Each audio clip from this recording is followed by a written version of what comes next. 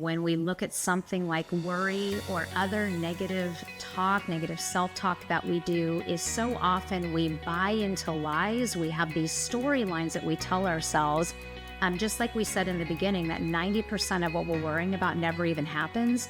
Well, often because we've taken it all the way to catastrophe and we're not telling ourselves the truth about it. Welcome to the Intentional Leadership Podcast. Today, we're going to talk about a subject that we're hearing about from you a lot, and that is the topic of worry. It's a big problem today. It is. There's a lot to worry about, and it's genuine, and it's healthy to worry. It's just not worrying too much about things you can't control. That's so true. And I think it's a natural human tendency to worry, and it's okay to be concerned, but when it becomes this all-consuming worry, it's really something negative that holds us back and really keeps us from being everything that we're meant to be. Let's talk about the definition of worry. What actually is it we're talking about? Right. According to Merriam-Webster, the meaning of worry is mentally troubled, which is me, or concerned, feeling or showing concern or anxiety about what is happening or might happen. And I think that's really the important part. What might happen, not necessarily what is happening. But if you're worried about what might happen is really where we can get ourselves into trouble. Right. And research actually shows that 90% of the things that you worry about never actually happen. So then when you think about it that way, 90% of the things you worry about don't actually ever happen. What a waste of time and energy to worry. What are you worried about? That we're worried about, or you might be worried about your job. You might be worried about finances, your food costs going up, housing. What is it that you're worried about? And it's okay to worry because that's just a natural tendency, but we just need to be able to control that and put it in a box and move on. So I think that we should give up worry, that it shouldn't be something that takes a hold of us anymore and certainly doesn't control your life or my life or your life. So let's talk about 7 ways today that you can conquer worry in your life. And you're going to walk away with some strategies that you can implement right away to be able to have a worry-free life. At least 90% of the time. First one is be aware of your mindset, being aware of your worry. I think that's really great because with consciousness comes change. Think about it. If you don't realize what you're doing, something negative that's not beneficial to you, like worry, then you're not able to change it. So once you become aware of that worry mindset, then you can make a difference. So it's so important to first become aware. Anytime that you can become aware of a problem in your life, that's when you can start to take the steps to change it. Yeah, and I think that we're spinning and ruminating all these things that could or might happen. And that's really important to just acknowledge the fact that, wait a second, I can own this. Right. Number 2 is examine your worry. So think about what you've been worrying about, maybe even today, but look back over the last month. What have been those things that have really plagued your mind with worry? And when you do this, then really evaluate it by starting with writing it down. So what are you worrying about? Take a moment to think about it, name it, and then write it down. Because when you actually name that worry, then that's a step that you're taking in the right direction to put it down in front of you, to face it, to pull off the covers on it, and look it straight in the face. That's good. And I think one of the ways when you do write it down, identify it as, do you feel that you've lost control or do you feel you're caring too much? And both of those you can overcome. But if you identify it as one of those, you can go, oh, you know what? I care too much. It's my kid. Of course I care a lot, but worrying too much is where it can come into problems. Right. And writing it down with anything that you're concerned about, anything that you're having worry over, it's amazing how when you write something down, something that you've been ruminating on and having conversations on over and over in your head, that it just dispels it. It takes it down a notch. Just by writing it, you get it out of your head and onto paper, and that really makes a difference. Good. Number 3, tell the truth. Should we always tell the truth? Well, this is my favorite thing when we look at something like worry or other negative talk, negative self-talk that we do, is so often we buy into lies. We have these storylines that we tell ourselves. Just like we said in the beginning, that 90% of what we're worrying about never even happens. Well, often because we've taken it all the way to catastrophe and we're not telling ourselves the truth about it. So when you talked about writing it down and really evaluating what type of worry that it is, tell yourself the truth about the worry. So we had a situation that happened some time ago when our daughter was traveling with her job. She travels a lot all over the country and the world. And we had a situation that happened. Talk a little bit about that. Yeah, so it was, when she first started working, we weren't used to this travel, in this global travel. It's exciting, it's fun, but a lot of it is by herself.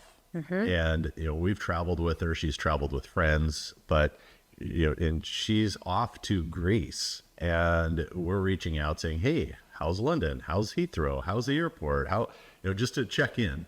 And pretty soon she's not replying. And we know she's on a plane. We know she's busy. She's going through customs. But we start to worry about what happens. What if? Where do we go? Because she's 7,500 miles from home and we can't easily get there. So you start to kind of go into that worst case scenario, and we watch too many TV shows, and I'm thinking of how I'm going to go and get a private jet over there and become some sort of missionary and find her. And so we just really need to go back to telling the truth. Right. About each situation. About the situation. Right. And worrying it to that level is not changing whatever any outcome might be either. So it really doesn't do you any good. So you need to tell yourself a truth about that that she's traveled. In this situation, we know that she's traveled a lot. We know that she's very self-sufficient. We know that she's in contact with her team, and that she probably had a battery go dead or something like that. But you've been there. As we're talking, I'm sure you're going, yep, I've been in a situation where my child or a friend or a spouse told me that I would hear from them by a certain time, that they'd be home by a certain time, and they didn't show up. And sometimes you have people in your life where something negative, serious has happened when someone hasn't come and arrived when they said they were going to. So there's reasons in life to worry, but we don't want to put those made up scenarios when we don't have that information yet. That doesn't do us any good. Right. So, and she ended up being just fine. It was a situation where her phone had gone dead. She was charging it. She had some hard time with phone service as well. And we heard from her and she was safe and sound, but we'd had this meaningless worry time, which was really a waste of effort. So that's what we're trying to get to here with step 3, is to really tell yourself the truth about your worrying, what you're worrying about. And that can help you be able to really sort things through. When you do that, another good practice is writing that down, is write down what you know, and then write down the facts versus what you're feeling about it. One of our mentors says, your feelings aren't facts. And so even though you may be feeling a certain way about something, doesn't mean that that's factual. So when I say tell yourself the truth, tell yourself what the facts are about the situation. And that's what you focus on, not these things that you're dreaming up over here or imagining, especially the worst case scenarios. That's good. Yeah. For sure. Well, number 4, keep giving it up. So keep just letting it go. Exactly. It makes such a difference. When you're worrying in your life, and let's face it, I mean, we have 5 kids, we have our parents, we have friends and colleagues that we appreciate, and there are things that happen sometimes, not just in our life, but in the lives of those we care about. We have a couple family issues that are going on right now, and they definitely are cause for concern. And it's something that if you think on long enough, it can become this obsessive worry. So when we say give it up, we mean that we have to realize that we're human. And you do have to, as these worry thoughts come on you, you have to give it up. So if you're going through something, significant in your life where you're dealing with a health issue or you're dealing with a challenge with a family member or maybe a major business issue where there really is cause for concern. And there are some truths to the matter that can bring about concern for you. And there's some things that are beyond your control. Well, what you need to do then is you just need to give that up. And for me, as I've gone through challenging situations in my own life where worry has been prevalent, my faith has really made a difference. And knowing that there's a God that has a plan for my life, that knows the bigger picture, that I can trust in, that has made such a difference for me. And I give those worries up to God. I mean, he talks to us about this in the Bible. Like, stop worrying. Don't worry. Cast your cares on him because he cares for you. So this is something that I do, and it makes such a difference. And let's face it, we're human. So sometimes it's a daily giving up every morning, just really surrendering those worries. And sometimes when you're in the middle of a challenging situation, it can be an hour by hour. Right. Well, it's natural for our brain to do that as a human. And so it's a protection mechanism. Yeah, good point. So we really have to take that into consideration. And so if we can just give it up and to God, that's not ours. Right. And if we don't own it, if you don't own it and you can relinquish that control, then we can move on. Exactly. Good point. Good. Number 5 is take action. And I've found that one of the things that's helped me most in really giving up that worry and putting it aside so that it just doesn't take hold is by taking action. Yeah. Go for a run, go for a bike ride, go golfing, but also just addressing the issue. Make sure that if there is something, if the phone isn't being answered, or if you're concerned about that person, take action to just resolve it. And it's important to kind of set that time aside, set the space aside to address the issue and take that action.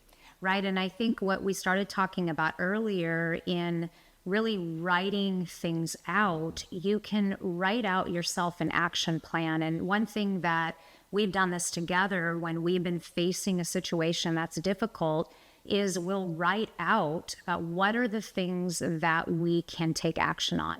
So what are some things that we can do to move toward the outcome that we would like to have, whether that's a business outcome or a personal outcome.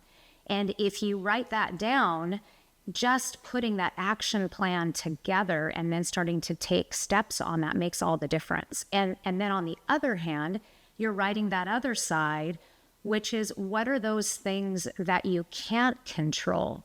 Because so often we spend too much time on those things that we really can't do anything about. And that is just this fruitless energy that really takes us away from doing action on those things that can make a difference. So think about whatever thing has been coming to your mind as we've been having this conversation today.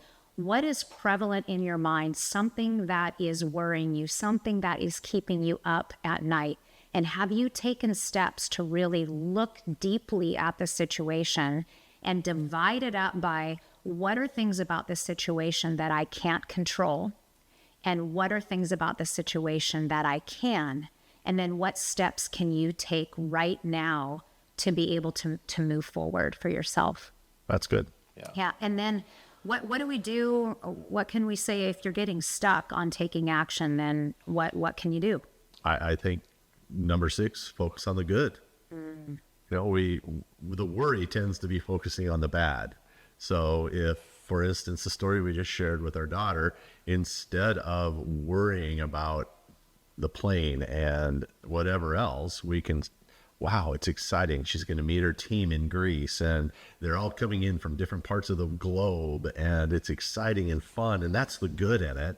And then, wow, you get goosebumps, you get positive feelings and vibes. And then you can kind of just power through the negative emotions. And then focusing on just the good in your life. So sometimes you can have one aspect of your life, perhaps it's a health concern or a financial issue, whatever it is that has your focus for worry. that's just one aspect of your life. We shared a great reflection with our leadership group just recently where we talked about the story of a professor who gave his students an assignment, and we'll share this with you. So he came into his class and he said, I have an assignment for you all. And he gave them all a piece of paper that they had them all have face down on their desk. He said, okay, I'm going to have you do this assignment. Now, everybody flip over your page at the same time. They did. And what was on the page, it wasn't a test of questions or anything. It was a blank piece of paper. And in the center of the paper was a black dot. And the students looked at each other, and then they looked up at the professor in confusion. What is this? What are we supposed to do with this? And he said, I want you to write about what you see. And that was all he said. So the students picked up their pens and they started working on this. And after a while, the class was over, and they brought in their sheets to the professor. The assignment was over, rather. They brought in the sheets up to the professor. And as he collected them, he started to kind of look through them, and he began to read the essays that the students had written. And every single essay talked about the black dot in the center of the paper. And it talked about what that black dot looked like, and it tried to explain the reason and why it was there. And after he got through the students, all of their essays, 100% of them was focused on that black dot. And the professor said, not one of you talked about all of the white space on the paper. You all focused on the tiny dot in the center. And he said, I didn't ask you to focus on the dot. I asked you to talk about what you saw. And his explanation for it is this is so similar to life, where we look at the black dot in our life and it becomes all consuming. It's everything that we see, and everything else gets clouded out. But all of us have this white space. So we may have a black dot that feels like it's so big in the center of our lives. But if we really put it in perspective, it's one small thing in a lifetime, in a life of really good things. So that was just really impactful. Yeah, I think that was a great reminder that we need to focus on everything and not just the one thing. And for the good. Mm-hmm. And there are times where that black dot is big, and we need to address it. We need to go all in with it. Right. But once we do that, once you do that, once you see that black dot, resolve it and move on and look at the white space. Right.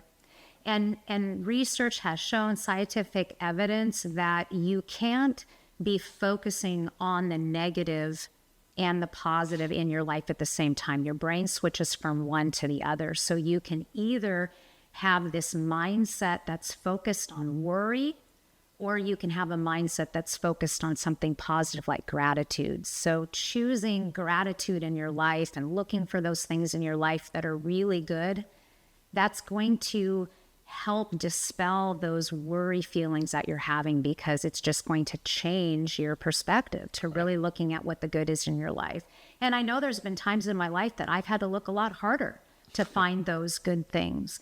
But it's amazing how when you begin to focus on the good things in your life and you have this attitude of gratitude in everything that you do, that it really colors everything. And it helps you to be able to better handle those challenges in your life, which you're going to face. Right. Yeah. For sure. Good. The last, be present. Put your feet on the ground. There's a great, make sure you are where your feet are. Oh, I like that. Right. We just heard that one recently, and I really like that. Be where your feet are. Make sure you're right where your feet are. Right. That's important. Right.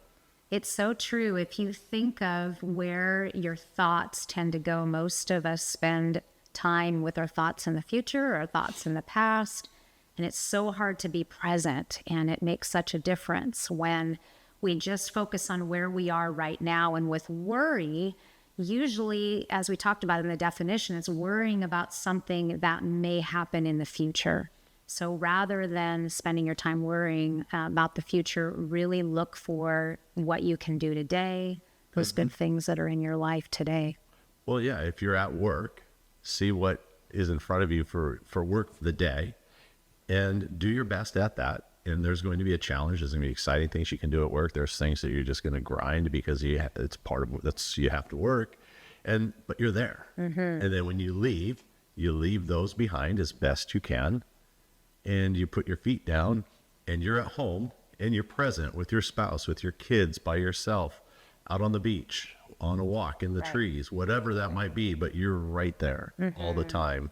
And then when it's time to move on to the next step, you're present for sleep. Right. And then if you wake up, that piece of paper there, you write it down quickly, and boom, you're present, you're back to sleep and moving on, and trying to just control almost put them in boxes and silos a little bit. Right. One of the pieces of advice that was helpful in that regard is sometimes you do need to put something aside to deal with later. So you may have a really upsetting call that immediately brings worry into your life. And this happens in the middle of your workday, but you're just ready to go into a call with a really important client. And you know that you have these back-to-back meetings that you need to attend to. This is an emergency situation, but it's immediately got your mind going. Well, in that case, it is really helpful to be able to say, you know what, I'm going to put that worry over here for now. And tomorrow morning, when I have my morning time set aside for me to think and to reflect, I'm going to spend time focusing on it then. So I'm not going to ignore it. I'm just going to put it aside for a while so I can be present and I can be fully engaged with this client meeting that I'm stepping into. And that can be a real help. Right. Yeah. The other piece is know that you don't have to do this alone. I mean, if you're really struggling with something that you're worrying about in your life, reach out to someone that cares for you. Reach out to a colleague or a friend at work. Talk through this with someone. Talk this through with a family member. It's not for the purpose of commiserating and complaining and making it a big vent session, but you shouldn't be holding these feelings of worry inside if they feel like they're really taking over for you. So practice these things that we talked about on your own. But if you find that you're still struggling, make sure that you talk to somebody else about it, or even seek the help of a therapist if it's a serious issue. But these are steps that each of us can take to really conquer the worry in your life. So make sure that you're putting these steps. Let's do a review of the 7 things that we talked about. So the first one is be aware of your mindset. Yes. Number 2, examine your worry. Really take a look at it. What are you worrying about? Name it. Write it down. Yep. Number 3, tell the truth. Make sure that you're only worrying about what's truthful and not making it up. Keep giving it up. Don't let that worry sink in. Give it up, let it go, and focus on other good things. Yep. Take action. Always move forward and try and move forward and move through it. And focus on the good. Focus on those good, positive things in your life. Right. And finally, back to where we're at. Be present. Be present where you are. Make sure that your feet are on the ground and that's where you are. Yeah. Wonderful. Well, we hope that these 7 steps to conquering worry in your life have been helpful to you. Let us know if there's other ways, other things that you have done to help you have a worry-free life. And as always, we have a handout for you, a free downloadable exercise for you to work through on your own or with a team member or family member. So be sure to get that now. And thank you so much for listening.